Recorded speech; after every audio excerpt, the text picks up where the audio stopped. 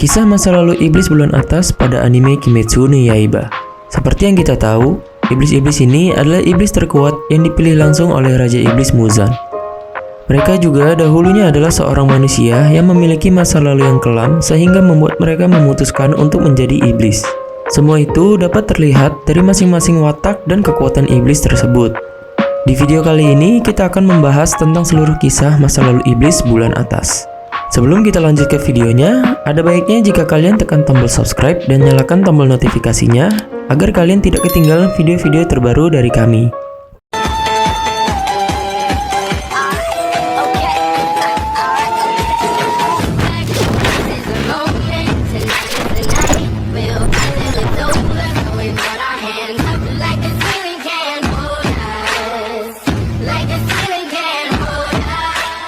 Gyutaro dan Daki.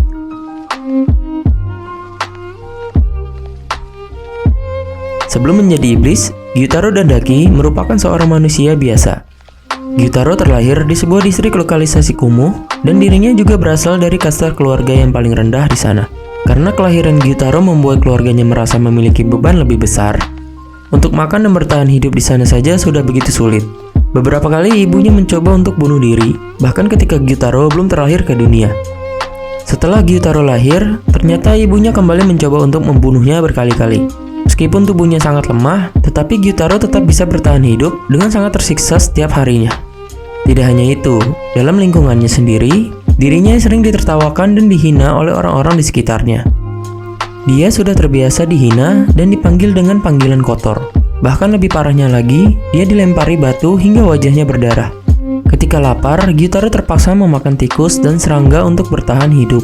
Pada suatu hari, situasinya mulai berubah. Ibunya tewas setelah Ume terlahir ke dunia. Ume adalah Daki yang saat ini bersama Gyutaro. Bagi Gyutaro, Ume adalah kebanggaannya dan kebahagiaannya karena Ume memiliki paras yang cantik sampai-sampai orang dewasa pun terpesona melihatnya. Gyutaro hebat dalam hal bertarung. Dirinya pun kini mulai bekerja sebagai seorang penagih hutang. Semua orang sekarang takut pada Gyutaro. Dirinya merasa hebat, bahkan kejelekan yang sering dihinakan kepadanya berubah menjadi kebanggaannya. Hal tersebut juga memberikan Gyutaro dan Ume sebuah harapan untuk memiliki hidup yang lebih baik saat ini. Pada suatu hari terjadi suatu insiden yang menimpa Ume, di mana pada saat itu Ume telah melukai mata seorang samurai yang berakhir dengan hukuman Ume diikat dan dibakar hidup-hidup hingga sekarat. Gyutaro yang mengetahui hal tersebut pun marah besar. Akan tetapi, tiba-tiba dari arah belakang, samurai itu datang menebasnya. Akhirnya terungkap alasan kenapa Gyutaro ditebas. Seorang wanita tua datang bersama si samurai dan memerintahkan samurai itu untuk membunuh Gyutaro karena wanita tua tersebut punya hutang. Dan tidak ada satupun yang bisa menghentikan Gyutaro dalam menagih hutang tersebut. Mengetahui hal itu, Gyutaro yang terluka parah langsung menyerang wanita tersebut dan juga si samurai yang telah membakar adiknya hidup-hidup hingga keduanya tewas. Dia lalu pergi meninggalkan tempat itu dengan luka tebasan di tubuhnya sambil menggendong adiknya yang sekarat. Gyutaro yang melihat adiknya saat ini sedang sekarat meminta pertolongan, tetapi tidak ada satupun yang mau menolongnya. Hingga akhirnya mereka bertemu dengan Doma yang saat itu sedang memakan seorang manusia. Doma yang melihat mereka berdua menawarkan keduanya untuk berubah menjadi iblis dengan mengkonsumsi darah miliknya. Karena kehidupannya yang kelam sebagai manusia, Gyutaro tidak memiliki rasa penyesalan sama sekali karena telah memilih menjadi iblis. Kaigaku.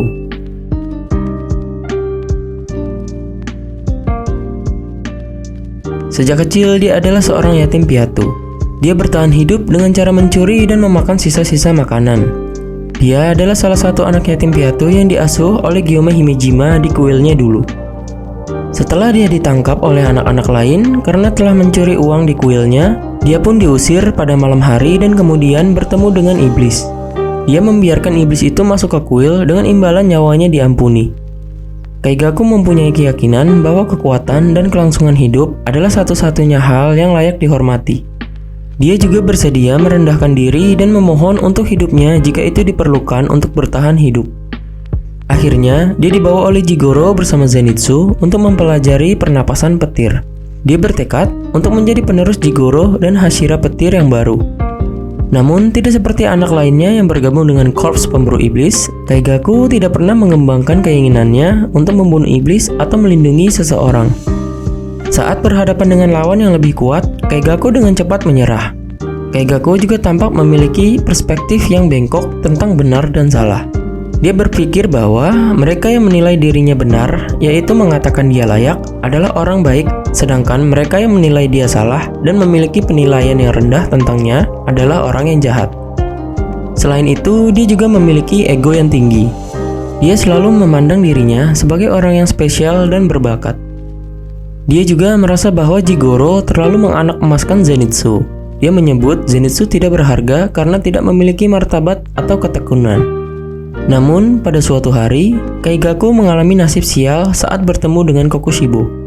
Setelah dia menyaksikan kekuatan luar biasa dari iblis bulan atas tersebut, dia lalu berlutut di hadapan Kokushibo dan menyerah untuk menyelamatkan dirinya sendiri. Kokushibo pun lalu memberikan sebagian darah miliknya untuk kemudian diminum oleh Kaigaku. Setelah Kaigaku menjadi iblis, dia kemudian diangkat menjadi iblis bulan atas peringkat 6 menggantikan Gyutaro dan Daki. Gyoko.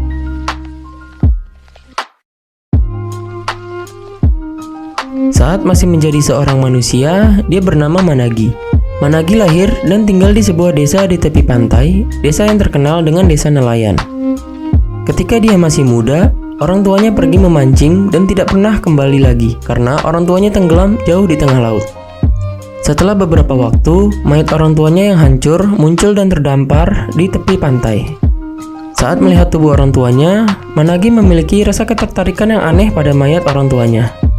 Penduduk desa sering melihat Managi terobsesi dengan bangkai ikan yang dia temukan. Akibatnya, seluruh warga mengucilkannya dan menjaga jarak.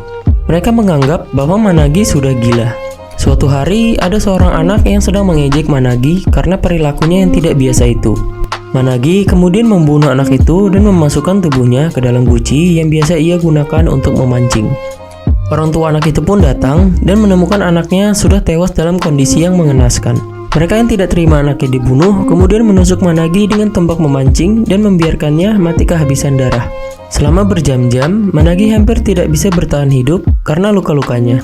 Sampai akhirnya dia ditemukan oleh Muzan dan merubahnya menjadi iblis. Hatengu.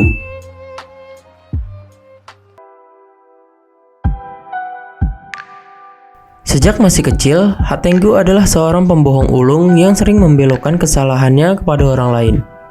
Bahkan, setiap kali sesuatu terjadi, dia akan berperan sebagai korban dan melakukan apapun yang dia bisa untuk membuat orang lain di sekitarnya terlihat buruk agar mendapatkan simpati dari orang-orang. Setelah beranjak dewasa, Hatengu melakukan banyak kejahatan keji.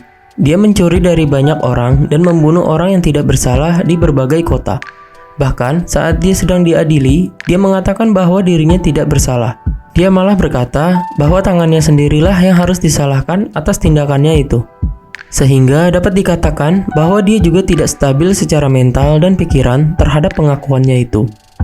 Dia bahkan pernah menikah beberapa kali dan memiliki anak, tetapi dia beranggapan bahwa dia telah dianiaya dan membunuh istri dan anaknya sebagai bentuk balas dendam. Akhirnya, dia dinyatakan bersalah oleh hakim dan dijatuhkan hukuman mati. Meskipun begitu, dia terus saja mengaku tidak bersalah.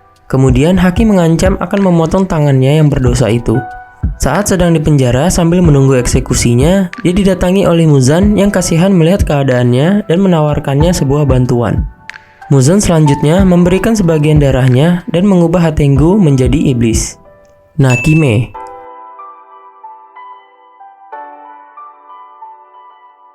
Di masa lalu, Nakime adalah seorang musisi biwa amatir yang berjuang untuk memenuhi kebutuhan hidupnya. Pria yang ia nikahi sangat kecanduan judi. Suaminya juga sering menyia-nyiakan penghasilan serta tabungannya dan tidak memberikan kontribusi apapun dalam kehidupan mereka. Suatu malam, dia dijadwalkan untuk memainkan biwanya di sebuah pertunjukan. Akan tetapi, ternyata suaminya mencuri satu-satunya kimono yang dia gunakan untuk pertunjukan tersebut dan mempertaruhkannya untuk bermain judi. Tentu saja hal itu membuat Nakime sangat geram. Akhirnya, dia membunuh suaminya dengan sebuah palu. Tak lama setelah dia membunuh suaminya, Nakime baru sadar kalau waktu yang dia tentukan untuk pertunjukannya sudah semakin dekat. Mau tidak mau, dia terpaksa memakai kimono yang sudah usang dan compang-camping itu. Para penonton yang datang menyaksikan tidak menyukai penampilannya yang lusuh dan memberikannya tatapan sinis. Dengan perasaan trauma setelah melakukan pembunuhan untuk pertama kalinya, tangannya terasa gemetar dan gugup saat memainkan biwanya. Namun secara mengejutkan, suara biwa yang dihasilkan Nakime begitu indah sehingga semua penonton menyukai penampilannya dan bersorak. Pemilik panggung merasa sangat senang dengan hasil yang tidak terduga itu, dan Nakime mendapat bayaran mahal atas pertunjukannya. Sejak saat itu, Nakime mengembangkan kebiasaan barunya, yaitu membunuh orang sebelum tampil di hadapan banyak penonton. Penampilannya selalu mendapatkan pujian dan mendapat umpan balik yang luar biasa positif. Sampai pada suatu hari, ketika dia memiliki janji rutin untuk tampil di sebuah panggung lagi, dia secara acak memilih orang baru untuk dibunuh, dan kebetulan targetnya itu adalah Muzan. Dia mencoba untuk membunuhnya tetapi gagal. Muzan yang melihatnya merasa terkesan dengan keterampilan Nakime dan senang dengan apa yang dia lakukan. Jadi, dia menyelamatkan dan menawarkannya untuk dijadikan iblis. Nakime akhirnya menerima tawaran Muzan dan dia pun menjadi iblis. Dia juga menjadi salah satu pelayan terbaik Muzan. Setelah kematian Hatengu, Muzan memutuskan untuk menjadikan Nakime sebagai iblis bulan atas 4 menggantikan Hatengu. Akaza.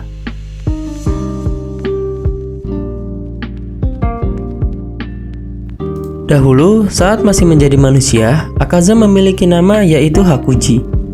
Akaza lahir dan dibesarkan di daerah kumuh Edo. Kini dia tinggal bersama ayahnya yang sakit-sakitan.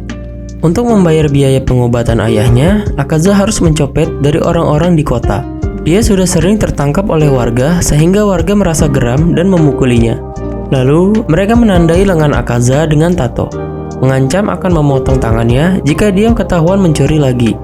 Tidak hanya itu, Akaza juga mendapat julukan anak iblis dari para warga. Ketika dia kembali ke rumahnya, seorang penduduk desa memberitahunya bahwa ayahnya telah gantung diri. Ayahnya juga meninggalkan sepucuk surat untuknya.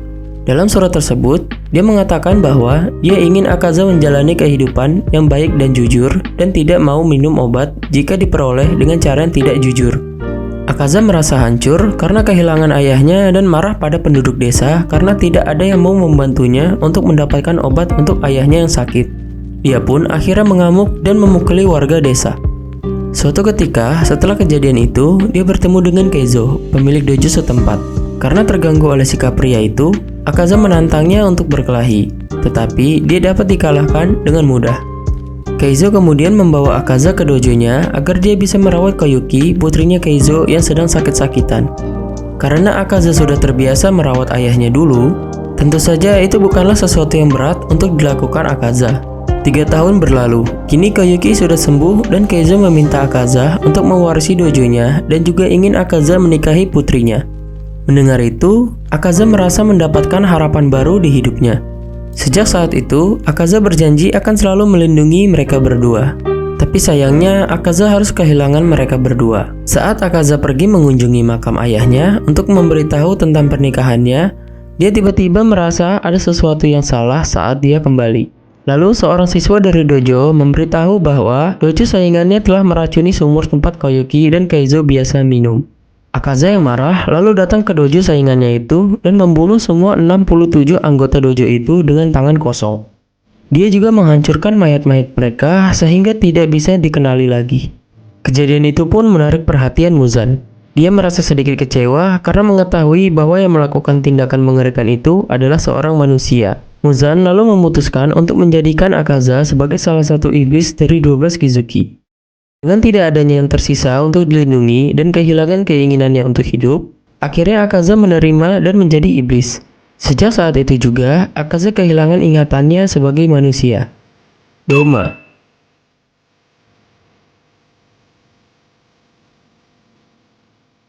Lebih dari seabad yang lalu, Doma terlahir sebagai anak dengan ciri-ciri yang spesial. Matanya yang berwarna pelangi dan rambut pucatnya membuat orang-orang menganggapnya istimewa dan percaya bahwa dia bisa berkomunikasi dengan para dewa. Orang tuanya berprofesi sebagai kepala sekte yang mereka bentuk, yang kemudian dikenal sebagai sekte pemuja surga abadi. Doma kecil merasa yang dilakukan orang tuanya hanyalah hal bodoh. Maka dari itu, Doma berpura-pura mengikuti kemauan orang tuanya karena merasa kasihan. Doma sudah bertemu dengan banyak orang yang meminta nasihat dan bantuan untuk penderitaan yang mereka alami dalam hidup mereka. Dia menganggap cerita-cerita ini sangatlah membosankan. Dia bingung mengapa mereka mendatangi seorang anak kecil untuk meminta bantuan. Orang-orang ini memintanya untuk membawa mereka ke surga. Doma pun menangis karena dia tidak pernah percaya kepada surga dan neraka. Bahkan para dewa dan Buddha itu baginya hanyalah sebuah fantasi yang diciptakan oleh umat manusia, dan Doma mengeluh kenapa banyak sekali orang yang percaya bahkan kepada sesuatu yang tidak nyata baginya. Doma juga sama sekali tidak dapat memahami dan merasakan emosi manusia. Ketika dia masih kecil, ibunya mengalami gangguan mental dan menikam ayahnya sampai mati karena berselingkuh dengan banyak pengikut sekte wanita yang lain. Ibunya kemudian bunuh diri dengan cara meracuni dirinya sendiri sampai mati.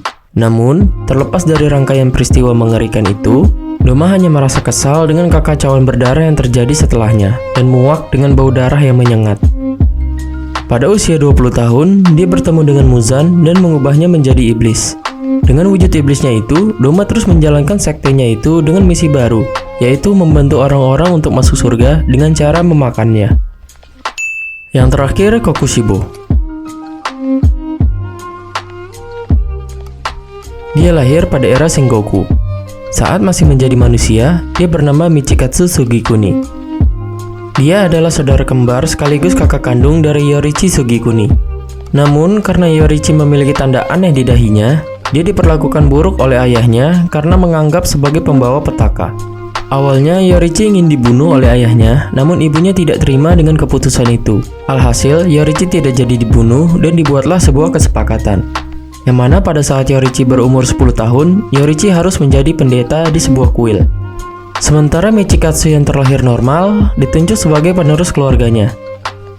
Sebagai seorang kakak, Michikatsu hanya memiliki rasa kasihan dan iba terhadap Yorichi, dan karena perasaan itulah yang membuatnya mau bermain dengan Yorichi. Seiring berjalannya waktu, tanda yang dianggap buruk itu ternyata malah memberikan Yorichi sebuah bakat yang luar biasa yang tidak bisa dimiliki oleh Michikatsu. Suatu hari, saat sedang berlatih dengan anak buah ayahnya, tanpa disangka Yorichi mampu mengalahkannya 4 kali berturut-turut. Hal itu membuat Michikatsu terheran-heran, karena dia yang sudah berlatih begitu lama saja belum pernah bisa mengalahkannya sekalipun. Di suatu malam, saat setelah ibu mereka meninggal, Yorichi menghampiri Michikatsu dan mengatakan bahwa dia akan segera pergi ke kuil malam itu juga. Yorichi lalu berpamitan sambil membawa seruling yang Michikatsu berikan kepadanya. Michikatsu malah berpikir bahwa hal tersebut menjijikan, karena seruling yang ia buat untuk Yorichi dianggap tidak lebih dari sekedar sampah. Disinilah rasa kebencian Michikatsu mulai memuncak. Tepatnya saat mengetahui kebenaran Yorichi yang tak hanya diberkahi dengan keterampilan, tapi juga dengan kecerdasan. Sejak saat itu, setiap harinya Michikatsu dipenuhi dengan rasa iri dan benci terhadap Yorichi hingga mengharapkan Yorichi mati. Tahun demi tahun berlalu. Sejak kepergian Yorichi, dia tidak pernah lagi mendengar kabar tentang adiknya itu. Tentu saja hal itu membuatnya senang karena menganggap bahwa Yorichi sudah mati. Michikatsu pun menjalani kehidupannya dengan tentram sebagai penerus dari ayahnya. Sampai pada suatu hari, Yorichi kembali menampakkan diri setelah menghilang begitu lama setelah menyelamatkan Michikatsu yang sedang diserang oleh iblis. Ketentraman Michikatsu pun dibuat hancur seketika. Dia langsung terobsesi untuk menjadi kuat, sampai akhirnya dia berhasil membangkitkan tanda kutukan pemburu iblis miliknya sendiri. Dia juga merasa belum puas karena hanya bisa menguasai teknik pernapasan bulan yang mana merupakan turunan dari teknik pernapasan matahari. Selain itu, tanda tersebut dapat membuat penggunanya mati ketika sudah berumur 25 tahun. Oleh sebab itu, dia menerima tawaran Muzan dan berubah menjadi iblis bernama Kokushibo. Setelah menjadi iblis, semua ingatan manusia sebelumnya hilang begitu saja. Tapi anehnya, hanya sosok Yorichi saja yang masih teringat oleh Kokushibo. Dan pada pertemuan terakhir mereka, Kokushibo heran dengan adiknya yang mampu bertahan hidup hingga berumur 80 tahun dengan tanda itu. Bahkan Kokushibo masih bisa dikalahkan oleh Yorichi yang sudah kakek-kakek. Tapi tak bertahan lama, Yorichi akhirnya meninggal dalam keadaan siap bertarung dan Kokushibo pun langsung menebas tubuh Yorichi. Jadi itulah masa lalu iblis yang ada di anime Kimetsu no Yaiba.